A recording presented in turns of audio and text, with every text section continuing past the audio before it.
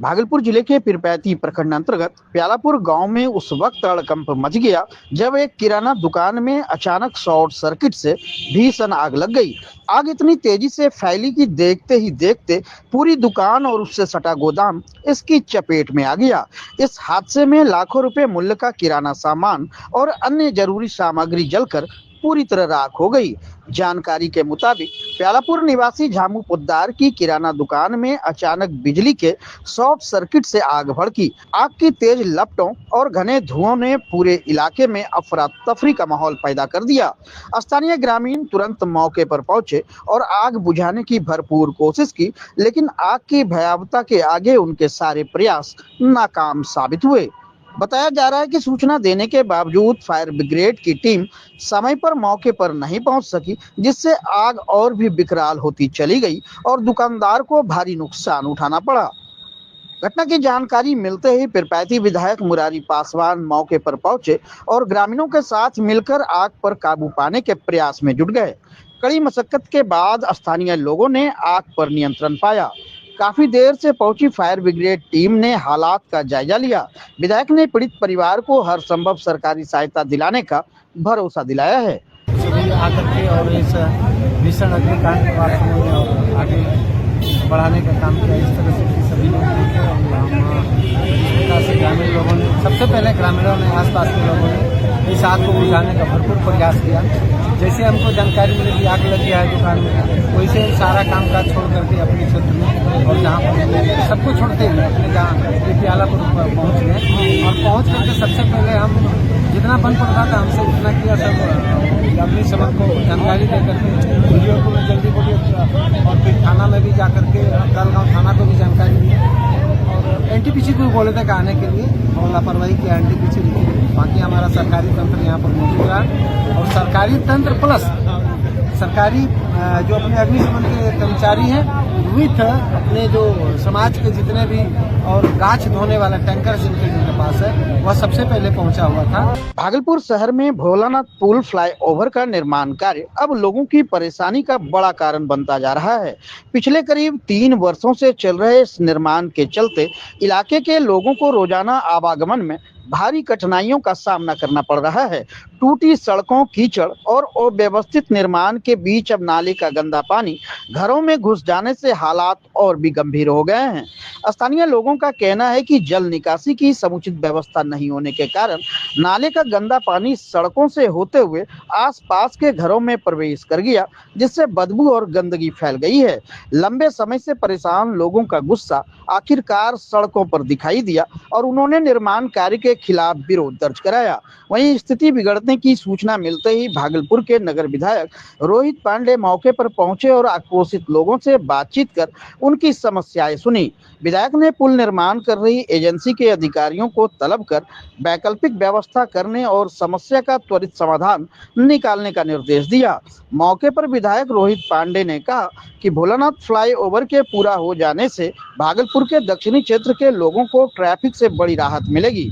उन्होंने यह भी स्वीकार किया कि निर्माण कार्य के दौरान असुविधाएं होती है, लेकिन जनता की परेशानी को गंभीरता से लेना प्रशासन और निर्माण एजेंसी की जिम्मेदारी है। लोगों की समस्या को देखते हुए तत्काल जेसीबी मशीन से सड़क और नाले की सफाई कराई गई, जिससे हालात में आंशिक सुधार हुआ। फिलहाल स्थानीय लोगों को आश्वासन दिया गया है कि भविष्य में वैकल्पिक व्यवस्था सुनिश्चित की जाएगी। स्थिति तो वास्तव में विषम है, लेकिन चूंकि निर्माण कार्य चल रहा है और उस निर्माण कार्य में चलते हुए में भी बाकी भी नागरिक सुविधा का भी ध्यान देना है और निर्माण कार्य भी करना है। तो इस नाते उसमें जो थोड़ा त्रुटि रही है या जो अभी ये है उसको जो है वो आज ठीक किया जा रहा है और बाकी इसके अस्थायी समाधान के लिए तो काम चल ही रहा है, लेकिन तात्कालिक सुविधा कैसे लोगों को मिले उस पर भी पहले से भी लोग पुल निर्माण निगम के लोग, नगर निगम के लोग ध्यान दे रहे थे, कर रहे थे, लेकिन वास्तव में थोड़ा स्थिति और पानी का बहाव बराबर और अधिक रहने के कारण जो है ये समस्या बनी है। इसको आज से कल तक में इसका लोग समाधान करेंगे और जब तक ये नहीं बन के तैयार हो जाता है तब तक कैसे मोटरेबल हो जाए, लोगों की को समस्या कम से कम हो। ये सारे दोनों जो पुल निर्माण के जो अधिकारी हैं और निगम के जो अधिकारी हैं दोनों आपस में समन्वय बनाकर और इसको कैसे मोटरेबल करते हुए यहाँ के मतदाताओं को न्यूनतम जो है दिक्कत हो ये इसका प्रयास करें। इस बारे में देखिए कंस्ट्रक्शन के काम चल रहा है, इसमें कुछ रेलवे का पानी जो बह रहा था वो ओवरफ्लो हो गया, जिसके कारण इस तरह की समस्या आई है।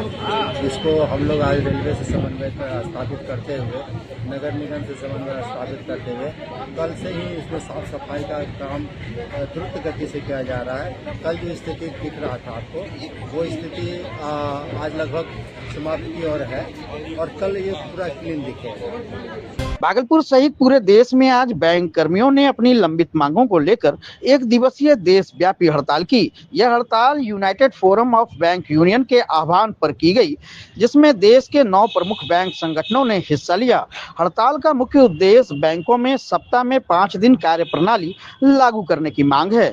भागलपुर में state bank of India, Punjab national bank, ग्रामीण बैंक, इंडियन बैंक और बैंक ऑफ इंडिया समेत सभी सरकारी और गैर सरकारी बैंकों में कामकाज पूरी तरह ठप रहा। बैंक कर्मी और अधिकारी शाखाओं के बाहर धरना प्रदर्शन करते नजर आए, जिससे आम ग्राहकों को बैंकिंग सेवाओं के लिए काफी परेशानी का सामना करना पड़ा।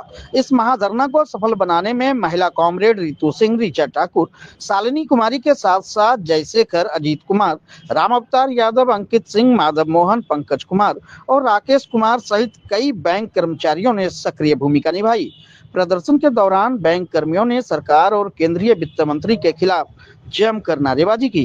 कर्मचारियों का कहना है कि जब देश की अन्य वित्तीय संस्थानों में 5 दिवसीय कार्य प्रणाली लागू है तो बैंकों के साथ भेदभाव क्यों किया जा रहा है। बैंक कर्मियों ने स्पष्ट किया कि वे 6 दिन के कार्य घंटों को 5 दिनों में समायोजित करने को तैयार हैं, लेकिन उन्हें भी मानसिक शांति और परिवार के लिए समय चाहिए। बैंक यूनियनों ने चेतावनी दी है कि यदि मांगे जल्द पूरी नहीं हुई तो आने वाले दिनों में चरणबद्ध आंदोलन तेज किया जाएगा। कि आज जो United forum of bank unions की हड़ताल है, इसमें 9 यूनियंस एक्टिव हैं। 9 संगठनों ने मिलकर विगत 2 साल से आईबीए के साथ एक बाइपर्टाइट सेटलमेंट हुआ था। उसमें ये बात तय हुई थी कि हम आपको 5 डेज बैंकिंग देने जा रहे हैं, लेकिन भारत सरकार और रिजर्व बैंक की कुछ अनदेखी कही है, जिससे कारण कि ये सेटलमेंट अभी तक फाइनल कंक्लूजन पर नहीं पहुंच पाया। अभी विगत 2 दिन पहले निगोशिएशन का दौर चला, 2 दिन लगातार बातें हुई, लेकिन कोई निर्णय इस पर स्पष्ट रूप से नहीं आया। और आप देखिए, इंश्योरेंस सेक्टर हो, सेबी हो या रिजर्व बैंक हो, सारे लोग जो है 5 डेज को फॉलो करते हैं, लेकिन हम लोग इससे विमुख हैं। लोक आस्था और सूर्य उपासना से जुड़ा महापर्व ढाड़ी व्रत पीरपैंती प्रखंड में पूरे श्रद्धा, विश्वास और भक्ति भाव के साथ संपन्न हो गया। माघ माह के शुक्ल पक्ष की षष्ठी तिथि को मनाए जाने वाले इस 4 दिवसीय कठिन व्रत को महिलाओं ने संतान की दीर्घायु, सुख समृद्धि और परिवार की खुशहाली के लिए पूरे नियम और संयम के साथ किया। मान्यता है कि ढाड़ी व्रत के दिन व्रती महिलाएं और पुरुष निर्जला उपवास रखते हैं और पूरे दिन धरती पर खड़े रहकर पूजा अर्चना करते हैं। इसी परंपरा के कारण इस पर्व को ढाड़ी व्रत कहा जाता है। सुबह स्नान ध्यान के बाद श्रद्धालुओं ने स्वच्छ वस्त्र धारण कर सूर्य देव और छठी मैया की विधिवत पूजा की। पूजा में ठेकुआ, गुड़, फल, चावल, गेहूं और दीप का विशेष महत्व रहा। पीरपैंती प्रखंड के बाबूपुर, बाकरपुर, गोविंदपुर, परशुरामपुर, खबासपुर, एकचारी और रानी दियरा स्थित गंगा घाटों पर आस्था का अद्भुत नजारा देखने को मिला। हजारों श्रद्धालुओं ने गंगा में स्नान कर गांव के मंदिरों में पूजा की और शाम के समय डूबते सूर्य को अर्घ्य अर्पित किया। इस दौरान एक भावुक दृश्य भी सामने आया, जब एक छोटा बच्चा श्रद्धालुओं के साथ पूजा में शामिल नजर आया, जो लोक परंपरा और लोक आस्था की गहराई को दर्शाता है। ढाड़ी व्रत नारी शक्ति, संयम और अटूट विश्वास का प्रतीक माना जाता है।